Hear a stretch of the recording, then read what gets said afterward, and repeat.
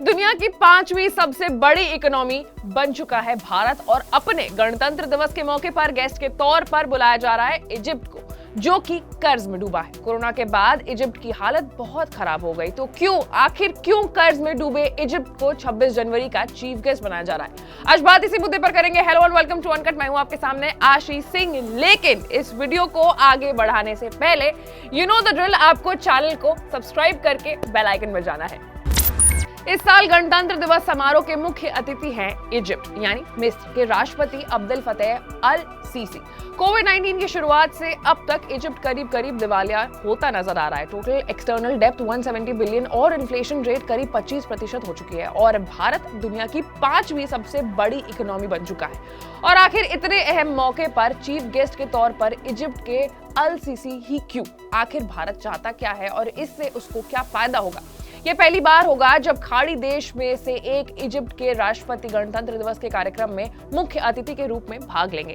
इतना ही नहीं, 26 जनवरी की परेड में इजिप्शियन आर्मी की टुकड़ी और उनका बैंड भी हिस्सा लेने वाला है। अब चलिए जानते हैं कि गणतंत्र दिवस के मौके पर इजिप्ट को ही क्यों चीफ गेस्ट के तौर पर बुलाया जा रहा है। अरब देशों में इजिप्ट की आबादी करीब 10.93 करोड़ है और इस्लामिक देशों के संगठन यानी OIC में इजिप्ट आतंकवाद और कट्टरवाद के खिलाफ सबसे बड़ी आवाज है। और जाहिर सी बात है कि भारत OIC में शामिल नहीं है, लेकिन भारत के लिए भी ये मुख्य मुद्दा है।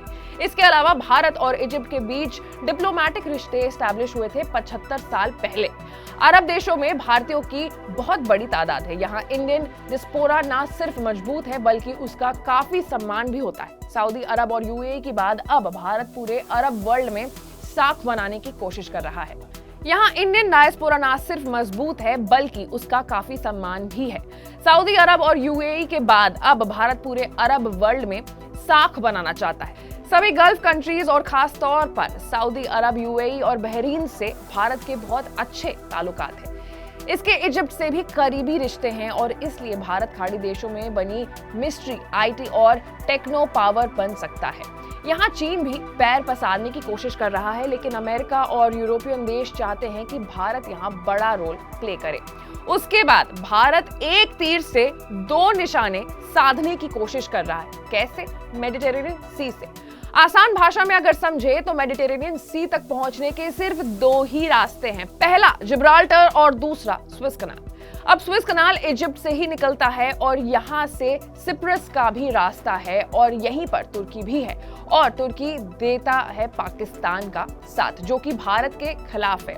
और इसलिए S Jaishankar, minister of external affairs of India, कोशिश कर रहे हैं कि सिप्रस और इजिप्ट से अपने रिश्ते अच्छे कर सके ताकि तुर्की को घेरा जा सके। और कुल मिलाकर इजिप्ट को 26 जनवरी का चीफ गेस्ट बनाने के पीछे भारत का ये बड़ा मकसद, ये बड़ा प्लान है।